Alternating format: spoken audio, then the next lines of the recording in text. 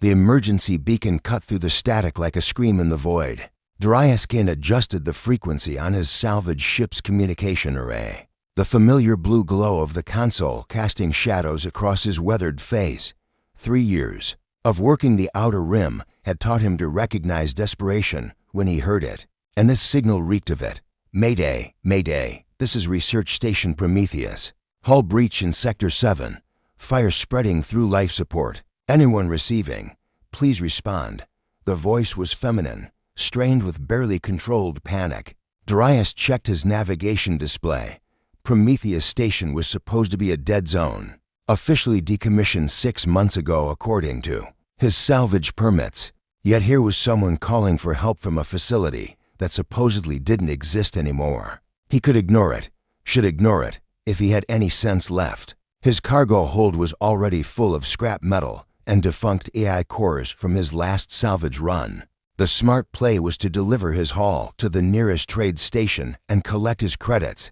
Clean, simple, profitable. But the voice called out again, and something in its tone made his chest tighten with an emotion he'd thought dead and buried along with his old life. Please, if anyone can hear this, I can't hold the breach much longer. The fire suppressors are failing.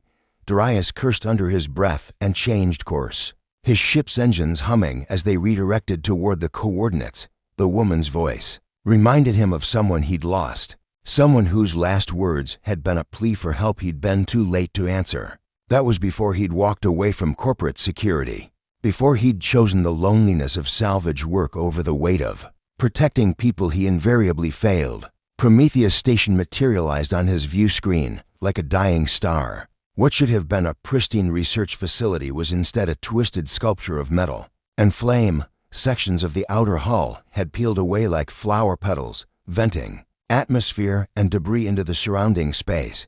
Emergency lights strobed through the smoke, creating an almost hypnotic pattern against the darkness. This is Darius Kane aboard the Raven's call, he transmitted. I'm reading massive structural damage to your station. What's your status? Static answered him for several long seconds before the woman's voice crackled through. Thank God, someone heard us. I'm Nick Solarine, last surviving member of the research team. The fire started in the experimental labs about 4 hours ago. Some kind of chain reaction. I've managed to seal myself in the emergency shelter, but the hull around me is compromised. Darius maneuvered his ship closer, dodging chunks of spinning debris. Through the smoke and flame, he caught glimpses of the station's interior through the breached sections. Bodies floated in the corridors, frozen in the vacuum. Whatever had happened here, Nix was telling the truth about being the sole survivor. I can see your location, he transmitted.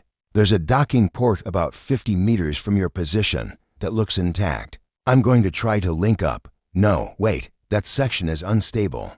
The superstructure is compromised from the explosions. If you dock there, you could bring down half the remaining station. Darius studied the tactical display. She was right. The entire framework around that docking port showed stress fractures that would collapse under the slightest additional pressure. But the alternative was an EVA rescue through a debris field. That would be suicide for both of them. What about emergency pod launches? He asked, offline. The fire took out the launch control systems in the first hour. He closed his eyes, running through options. Every one of them carried massive risk, either to him, to her, or to both. The smart play was still to leave, report the disaster to the authorities and let them handle the rescue. But by then, the woman would be dead. Another voice he'd failed to save. Nix, I need you to listen carefully. There's a maintenance airlock on the port side of your section. If you can reach it, I can position my ship close enough for you to jump the gap. Jump? Are you insane? We're talking about a 15-meter gap in open space. 12 meters, he corrected, studying the schematics. And I can close it to 8 if I position myself right. But you'll need to trust me. The silence stretched so long he wondered if she'd been cut off. When she finally responded, her voice held a different quality, as if she'd made some internal decision that changed everything. Darius, there's something you need to know about me, about what happened here. This wasn't an accident. Before he could ask what she meant, alarms began screaming across his console. 3 ships had just dropped out of hyperspace at the edge of the system, their configurations matching corporate security vessels. As he watched, they began accelerating toward the station. "They found me," Nix whispered. "They're coming to finish what they started." Who's coming?" "The people who did this. The ones who turned me into what I am." Her transmission carried an edge of fear that made his blood run cold. "Darius, if they take me alive, they'll do to others what they did to me. You have to help me get away from here." The lead security ship was already launching interceptor drones, small craft designed to prevent any vessel from leaving the area. Darius watched them spread out in a net formation, cutting off potential escape routes. "What did they do to you, Nix?" "They made me into a weapon. A living weapon that I can barely control." Static burst across the channel, and when her voice returned, it carried an undertone of something that might have been heat distortion. "The fire here, I started it. Not intentionally, but when I lost control of my abilities, everything around me began to burn." Darius stared at the burning station, pieces falling into place, the precision of the damage, the way the fire had spread through supposedly fireproof sections. The fact that she'd survived when everyone else had died. "They experimented on you. For 3 years, genetic modification, neural implants, chemical enhancement. They were trying to create the perfect soldier, someone who could channel energy as a weapon. But they couldn't control the process. When the modifications reached critical mass, I became something they couldn't contain." The security ships were close enough now that he could see weapons charging on their hulls. Whatever Nix was, whatever she'd become, they wanted her back badly enough to kill for it. "The maintenance airlock," he said, making his decision. "Can you reach it?" "Yes, but Darius, if I lose control while I'm near your ship, then we'll deal with that when it happens. Right now, our only choice is to try." He brought the Raven's call into position, its hull almost scraping against the station's damaged exterior. Through his view screen, he could see the airlock cycling open, and a figure in an emergency suit appeared in the opening. Even through the bulky suit, he could tell Nix was small, almost fragile looking. It was hard to imagine her as the weapon she claimed to be. But as she prepared to jump, the metal around the airlock began to glow with heat, warping slightly as if touched by an invisible flame. "Jump now," he commanded. She launched herself into space, a graceful arc across the void between station and ship. For a moment, she hung suspended among the stars, and Darius felt his heart stop. Then his ship's external manipulator arms caught her, drawing her safely into the cargo bay. Behind them, Prometheus Station finally succumbed to its wounds, sections breaking apart in a chain reaction of explosions that lit up the darkness like a newborn star. The security ships adjusted course, no longer interested in the station now that their target was aboard his vessel. As atmospheric pressure normalized in the cargo bay, Darius heard the internal doors cycle. When they opened, the woman who stepped through removed her helmet to reveal dark hair and eyes that seemed to hold depths of flame. She was beautiful in a way that spoke of hidden dangers, like standing too close to a star. "Thank you," she said simply. But even those 2 words carried enough warmth that he felt sweat beating on his forehead. "Don't thank me yet," he replied, checking his displays as the corporate ships closed in. "We're not out of this." She moved to stand beside him at the pilot's station, and he caught the scent of ozone and something that might have been cinnamon. "They'll never stop hunting me, Darius. As long as I'm what I am, I'll be a target. Then maybe it's time to stop running and start fighting back." She looked at him with those flame-touched eyes, and for the first time since her rescue, she smiled. "I was hoping you'd say that." The corporate ships opened fire, energy beams lancing through space toward the Raven's call. But Darius was already moving, his ship dancing between the attacks with the skill of someone who'd learned to survive on the edges of civilization. Beside him, Nix placed her hand on the console, and for just a moment, every system on the ship ran with perfect efficiency, as if touched by controlled fire. They were partners now, whether either of them was ready for it or not. The Raven's call shuddered under enemy fire as Darius pushed the engines beyond their safety limits. Beside him, Nix gripped the console, her knuckles white with strain. Every time the ship's systems sparked from damage, The air around her shimmered with heat. "I can help," she said through gritted teeth. "Let me interface with the ship's systems." "Absolutely not." Darius yanked the controls hard to port, avoiding another volley. "You said yourself you can't control it." "I can control small applications. It's only when the emotions get too strong that..." The ship bucked as a blast caught their starboard engine. "Please, Darius, trust me." He glanced at her, seeing desperation and determination warring in her flame-touched eyes, against every instinct screaming in his head. He nodded. Nix placed both hands on the main console. Immediately, the ship's damaged systems began running smoother, power flowing more efficiently through the conduits. The engines, which had been sputtering moments before, suddenly sang with renewed vigor. "How are you doing that?" Darius asked, watching in amazement as their speed increased despite the damage. "I can feel the energy pathways," she said softly. "It's like seeing the bloodstream of a living thing. I can guide the flow, heal the breaks."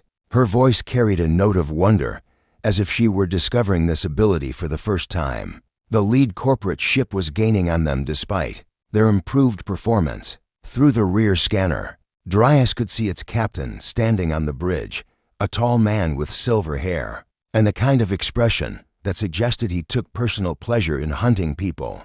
"That's Captain Tobias Vale," Nick said, following his gaze. "He was the one who brought me to the facility originally. Told me I was being recruited for special training." "How long ago?" 3 years, 2 months, 16 days. The precision of her answer spoke to memories she couldn't forget, even if she wanted to. "I was fresh out of the engineering academy, top of my class in energy systems. They said I had a natural gift for understanding power flow." Darius felt anger building in his chest. "They recruited a kid." "I wasn't a kid," Nix protested, then paused. "Well, maybe I was. 22 and certain I could change the galaxy." She laughed bitterly. "I suppose I did, just not the way I intended." A new voice crackled over the communication channel, cutting through their conversation. "Darius Kane, this is Elena Cross.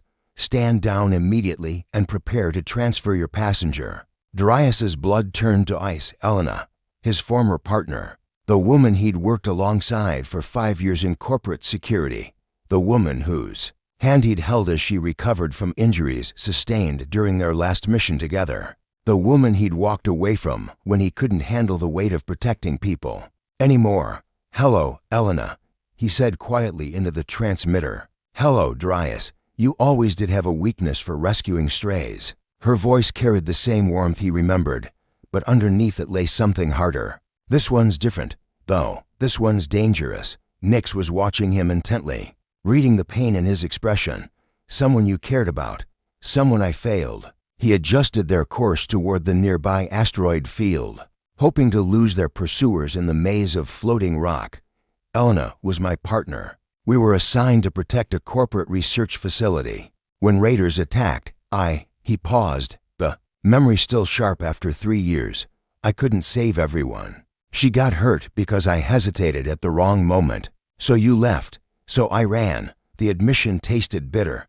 Couldn't handle the responsibility anymore. Couldn't stand seeing the disappointment in her eyes every time she looked at me. Elena's voice came through again, more insistent now. "Darius, you don't understand what you're dealing with. The woman you rescued isn't just enhanced, she's unstable. The fire at Prometheus wasn't the first incident. She's killed dozens of people." Nix flinched as if struck. "She's not wrong," she whispered. "When I lose control, people die. That's why I was trying to escape. Not to hurt anyone else, but to get away before it happened again." They entered the asteroid field, massive chunks of rock providing temporary cover from their pursuers. Darius cut the engines and let them drift, hoping their heat signature would be masked by the mineral composition of the surrounding asteroids. "Tell me what really happened at the facility," he said softly. Nix closed her eyes, and when she spoke, her voice carried the weight of guilt and grief. The experiments were getting more intense. They'd discovered that emotional trauma could amplify my abilities, so they began subjecting me to psychological stress tests, showing me recordings of terrible things, making me relive my worst memories over and over. The temperature in the cockpit began to rise slightly, and Darius reached over to take her hand. The contact seemed to calm her, the heat dissipating. The day of the fire, they brought in a new researcher, a man named Marcus Thorne. He had different ideas about how to push my abilities to their limit. Her hand tightened in his. He showed me footage of my family, my parents, my younger brother, and then he told me they were dead, killed in a transport accident he'd arranged. To motivate me, Darius felt his own anger flaring. That's when you lost control. That's when I stopped trying to maintain control. The distinction was important, he realized. For 3 years, I'd been holding back, trying to be what they wanted while keeping the destructive part of myself locked away. But when I learned what they'd taken from me, the air around them shimmered with heat distortion. I let it all out at once, and the other researchers dead, all of them except Marcus, who was in a shielded observation room. Tears ran down her cheeks, turning to steam before they could fall. They weren't all bad people. Some of them genuinely thought they were helping me learn to control my abilities. But when the fire started, I couldn't stop it, couldn't save them. Through the scanner, Darius could see the corporate ships systematically searching the asteroid field. They had maybe 10 minutes before being discovered. Elena's right about one thing. Nix continued. I am dangerous. Maybe you should turn me over to them. No. The firmness in his own voice surprised him. I've spent 3 years running from my failures. I'm not about to add you to the list. She looked at him with those flame-touched eyes, and he saw something there that made his chest tighten. Hope, fragile and desperate, but real. Why? She asked. You barely know me. Because I know what it's like to carry guilt that doesn't belong to you. He squeezed her hand, gently. And because I think you've been trying to protect people the only way you knew how. By staying away from them. A proximity alarm chimed.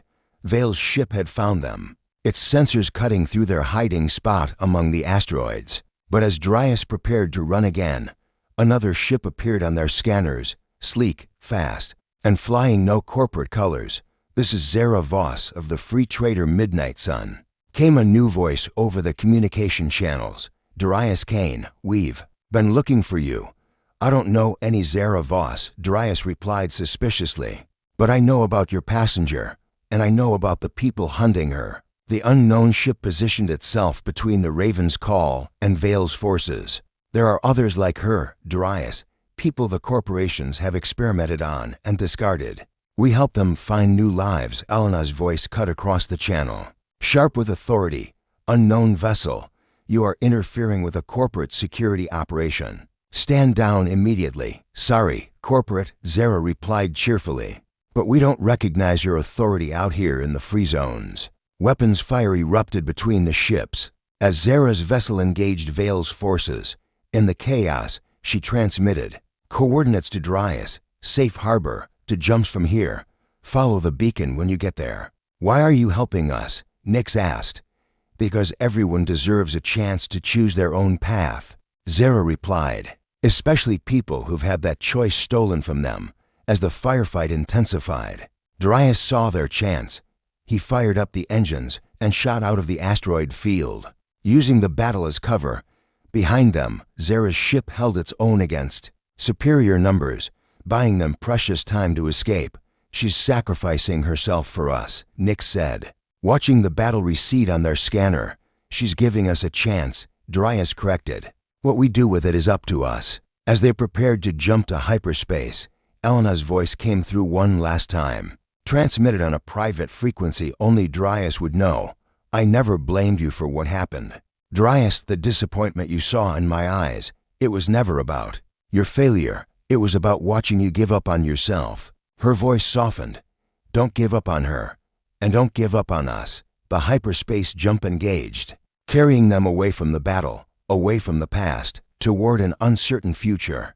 But for the first time in years, Darius felt like he was running toward something instead of away from it. Beside him, Nix was staring at the swirling colors of hyperspace, her hands still warm in his. What happens now? She asked. Now we find out what Zara Voss and her people have to offer. He squeezed her hand, and we figure out how to help you gain real control over your abilities. What if I can't? What if I'm always going to be dangerous? Darius thought about Elena's words, about second chances and not giving up. Then we'll figure out how to be dangerous together. For the first time since her rescue, Nyx smiled without reservation, and the warmth that filled the safe harbor Zara had directed them to was nothing like Dryas expected. Instead of a hidden asteroid base or remote space station, they found themselves approaching a lush green world, with crystalline cities that seemed to grow from the landscape itself. The coordinates led them to a landing pad carved into a cliff face, overlooking an ocean that sparkled like liquid sapphires. "This is beautiful," Nyx breathed, pressing her face to the viewport as they descended. "I haven't seen a living world in over 3 years." The landing pad was occupied by several other ships, all bearing the same unmarked configuration as Zara's vessel. As they touched down, Dryas counted at least a dozen people waiting to greet them, men and women of various ages, but all carrying themselves with the same careful control he'd noticed in Nyx. Enhanced individuals, he realized aloud. "People like me," Nyx confirmed, her voice tight with a mixture of hope and apprehension. "I never thought I'd meet others." A woman approached their ship as they powered down, tall, athletic, with short-cropped auburn hair and eyes that seemed to shift color in the light. She moved with fluid grace, and Dryas noticed that small objects around the landing pad lifted slightly off the ground as she passed. "Telekinetic," Nyx observed. "Probably enhanced like I was, but different abilities." The woman introduced herself as Zara Voss when they emerged from the ship up close. She appeared younger than her voice had suggested, maybe early 30s, with the kind of confident bearing that spoke of someone accustomed to leadership. "Welcome to Haven," she said, extending her hand first to Nyx, then to Dryas. "I'm glad you made it safely." "How is the Midnight Sun?" Zara escaped the battle, but her ship took heavy damage, Dryas reported. "She said she'd catch up when repairs were complete." "She always does," Zara smiled fondly. "That ship has more lives than a Terran cat. Come, there's someone I think you need to meet." She led them through the crystalline city, past buildings that seemed to pulse with their own inner light. Other, enhanced individuals nodded greeting as they passed. A man whose skin had a metallic sheen. A woman whose hair moved like it was underwater. Children whose eyes glowed with soft bioluminescence. "How many of you are there?" Nyx asked, wonder evident in her voice. "Here on Haven." "About 300. Across the galaxy," Zara shrugged. "We're still finding each other. The corporations have been conducting enhancement experiments for decades, but most of the subjects either died or were classified as failures and disposed of." Dryas felt sick. Disposed of. Enhanced individuals who couldn't be controlled were terminated. Zara said matter-of-factly, "The ones who survived learned to hide their abilities or escape corporate custody. Like you did." "Nyx." They arrived at a building that looked like it had been grown rather than built, its walls translucent and filled with flowing patterns of light. Inside, they found a laboratory that rivaled anything Dryas had seen in corporate facilities, but somehow felt warmer, more organic. "Nyx Solarine," a voice called from the back of the lab. "I've been waiting 3 years to meet you." The man, who emerged from behind a complex array of instruments, was elderly, with wild white hair and eyes that held depths of knowledge and regret. Despite his age, he moved with the careful precision of someone accustomed to dangerous work. "This is Marcus Thorne," Zara said simply. Nyx's reaction was immediate and explosive. The temperature in the room spiked, and every piece of metal began to glow with heat. "You," she whispered, and the word carried enough fury to melt steel. "Nyx, wait," Dryas said, moving to her side. He could feel the heat radiating from her body, see the distortion in the air around her hands. "Let him speak. Let him speak." Fire danced in Nyx's eyes. "This is the man who killed my family. The man who tortured me for months." Marcus raised his hands slowly, showing he carried no weapons. "Everything you believe about me is true, Nyx, and everything you believe is a lie. Riddles won't save you," she snarled, taking a step toward him. The floor beneath her feet began to smoke. "Your family is alive." The words hit Nyx like a physical blow. The heat in the room fluctuated wildly, cycling between freezing and blazing as her control wavered. "What? Your parents, your brother. They're alive and safe on a colony world in the outer reaches." The footage I showed you was fabricated, part of the psychological conditioning protocol designed to push your abilities to their maximum potential. Darius watched Nyx's face cycle through disbelief, hope, and renewed fury. You're lying.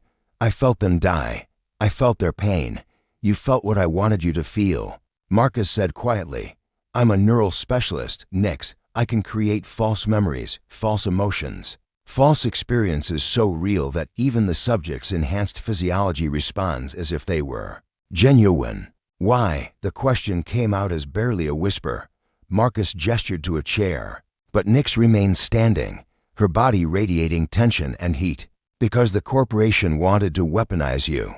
They needed to know your absolute limits, needed to understand what you were capable of when all restraints were removed, and you helped them. I created you, Marcus said, and the admission hung in the air like a confession. The enhancement process, the genetic modifications, the neural implants, all of it was my design. You were my greatest success and my greatest failure. Zara stepped forward, her voice gentle but firm. Marcus came to us 2 years ago, Nyx. He brought intelligence about corporate enhancement programs, helped us locate and rescue dozens of people like you. But more importantly, he brought the key to controlling your abilities. I don't want control, Nyx said, but the words lacked conviction. I want them gone. I want to be normal again. Normal is overrated, said another voice from the laboratory entrance.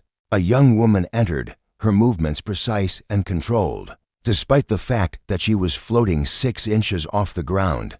Trust me, I've tried going back to normal.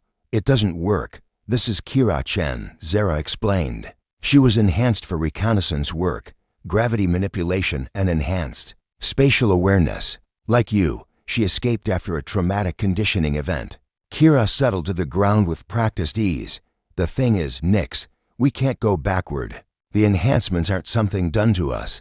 They're part of who we are now. The choice isn't between powered and normal. It's between controlled and chaotic. Marcus moved to his instruments, pulling up holographic displays that showed complex neural patterns. Your abilities aren't malfunctioning, Nyx. They're responding exactly as designed to your emotional state. Fear, anger, grief, they all trigger massive energy releases because that's what the enhancement process was intended to achieve. Then how do I stop it? You don't stop it. You redirect it. He highlighted sections of the neural map. Your brain has been rewired to channel emotional energy into thermal manipulation. But the pathways can be trained, refined, focused, instead of explosive releases. You can learn precise control. Darius had been listening in fascination and growing. Anger, you're talking about her like she's a machine you built. In many ways, I did build her, Marcus admitted. But what I built was a framework. Who she becomes within that framework is entirely her choice. Show me, Nyx said suddenly. Show me how to control it. Marcus nodded and activated a training simulator, a holographic environment that responded to mental and emotional input. The key is understanding that your abilities respond to intention, not just emotion. When you're angry, you intend to destroy. When you're afraid, you intend to defend. But you can learn to intend precision, creation, healing. For the next several hours, Nyx worked with the simulator while Darius watched in amazement. Slowly, painstakingly, she began to understand how to shape her thermal abilities. Instead of explosive bursts of heat, she learned to create focused beams. Instead of widespread fires, she learned to warm a single object with surgical precision. It's like learning to paint, she said during a break, sweat beading on her forehead from the concentration required. Before, I was throwing buckets of paint at a wall. Now I'm learning to use a brush. As evening fell, Zara showed them to quarters in the residential section of the city. Darius found himself in a comfortable room with a balcony overlooking the ocean, but he was too restless to appreciate the view. A soft knock at his door revealed Nyx, looking exhausted, but more hopeful than he'd seen her since the rescue. Can't sleep either, she asked, too much to process. He stepped aside to let her onto the balcony. How are you handling all this? My family is alive, she said simply, and the words carried a weight of wonder. For 3 years, I've been carrying the guilt of their deaths, and now you have a chance to see them again. She nodded, then looked at him with those flame-touched eyes. Marcus offered to send a message to them, to let them know I'm alive and safe. That's good news, is it? She leaned against the balcony railing, staring out at the ocean. They think I'm dead, Darius. They've grieved for me, moved on with their lives. What right do I have to disrupt that? Especially when I'm still dangerous. You're learning control. I'm learning techniques. That's not the same thing. She turned to face him. Today in the simulator, I was calm, focused, surrounded by people who understood what I was going through. But what happens when I'm angry again, or terrified, or heartbroken? Darius moved closer, close enough to. 3 weeks of training had transformed Nyx from a weapon of mass destruction into something approaching an artist. Darius watched from the observation deck as she worked with Marcus. In the laboratory below, her abilities now precise enough to heat individual molecules in a solution without affecting the surrounding liquid. What had once been explosive and chaotic was becoming elegant and controlled. She's remarkable, Kira said, joining him at the viewing window. I've never seen anyone adapt to control training so quickly. She's motivated, Darius replied, thinking of the message Marcus had finally sent to Nyx's family the week before. The response had been immediate and overwhelming. Joy, disbelief, desperate questions, and an invitation to come home that had left Nyx in tears for hours. And terrified, Kira added perceptively, she's afraid she'll hurt them. Before Darius could respond, alarms began blaring throughout the facility. Emergency lights bathed the corridors in red as Zara's voice echoed over the communication system. All residents to emergency positions. We have multiple corporate vessels approaching the system. This is not a drill. Through the laboratory's windows, Darius could see Nyx's head snap up, her concentration broken. Immediately, the solution she'd been working with began to boil violently, and frost spread across the nearest surfaces as her emotional state sent her abilities into chaos. Breathe, Marcus said calmly, his voice carrying clearly through the observation deck's speakers. Remember your training. Emotion informs intention, but it doesn't control it. Nyx closed her eyes, visibly fighting for control. Slowly, the temperature fluctuations stabilized, though the air around her continued to shimmer with barely contained energy. Darius was already moving toward the laboratory when Zara burst through the doors, her face grim with urgency. It's a full fleet, she announced. 12 ships, led by Admiral Victoria Nash herself. They're not here for a simple extraction. They're here to end us, Nash. Marcus looked up from his instruments, his face pale. She's the one who authorized the enhancement program. In the first place, if she's here personally, she wants to clean up loose ends. Zara finished. All of them, every enhanced individual who escaped, every researcher who betrayed the program, every person who helped us.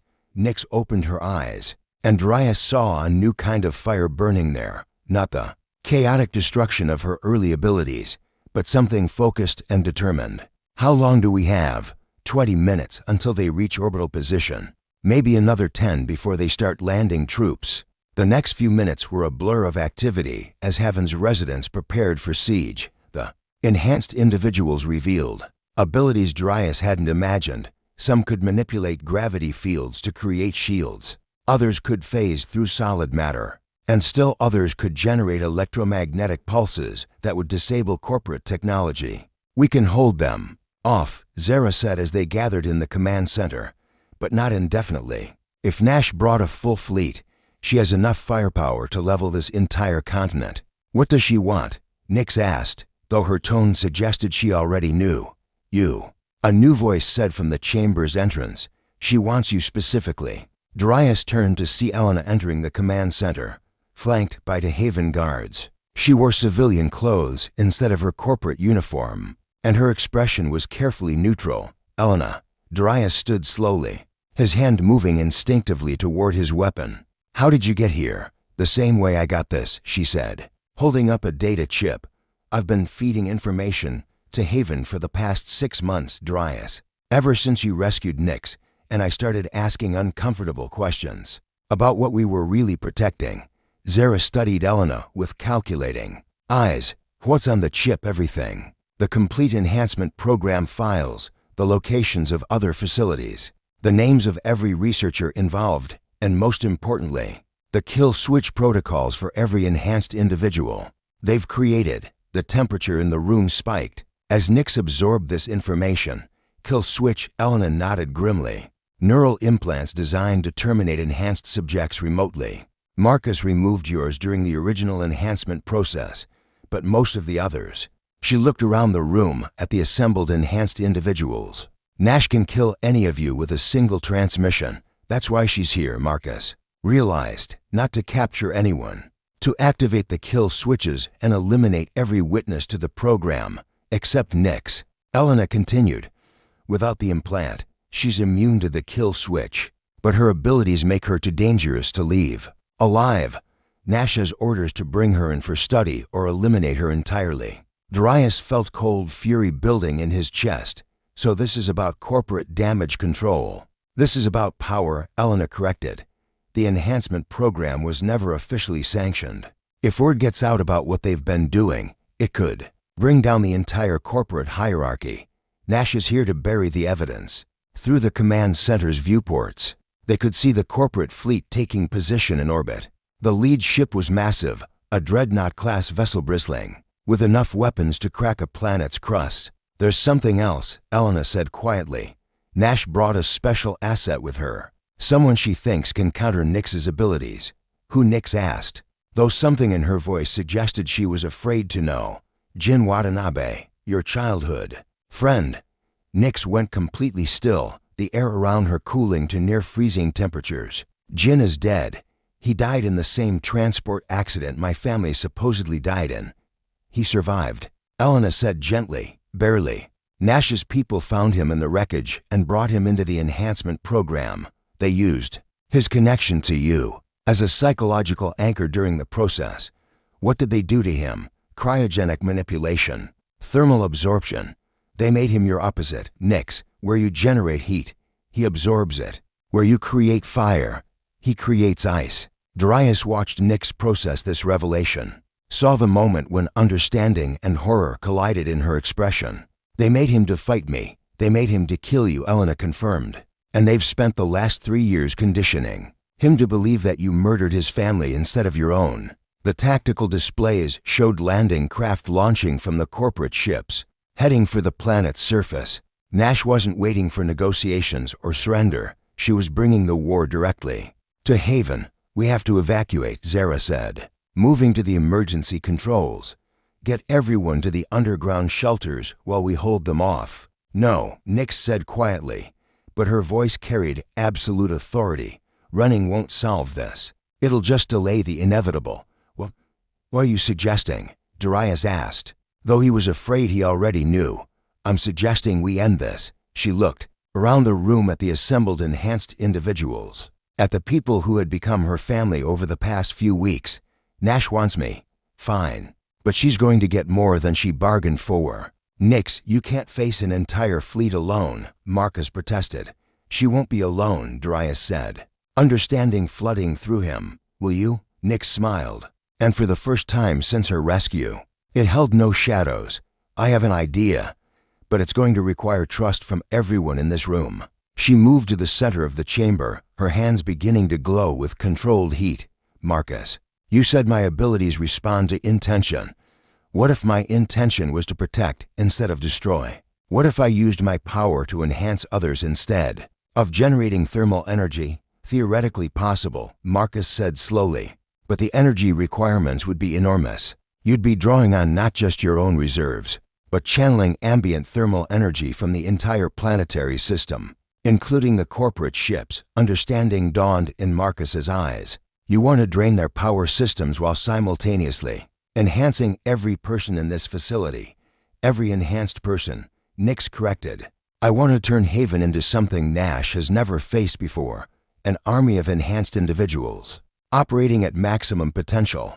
Zero was already seeing the tactical implications. If you could boost our abilities even temporarily, we could disable their entire fleet before they realized what was happening. But the strain on you would be incredible, Darius protested. You could burn yourself out completely. Nix looked at him with those flame-touched eyes, and he saw love there, and determination, an acceptance of whatever price had to be paid. Then you'll have to trust me to know my limits.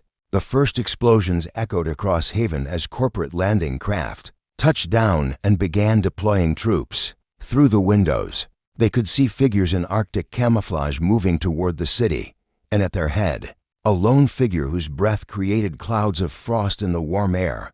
"Jin," Nix whispered, and Darius heard heartbreak and resolve warring. In her voice, "I'll go with you." He said, "Darius, no arguments. You taught me that running from responsibility just creates bigger problems down the line." He checked his weapon and moved to stand beside her. "We face this together." Elena stepped forward as well.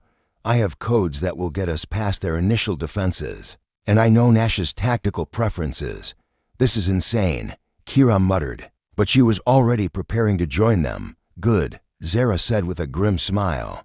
"Insane is what we do best," as they prepared to leave the command center. Nix turned to Marcus one last time. "If this doesn't work, if I do,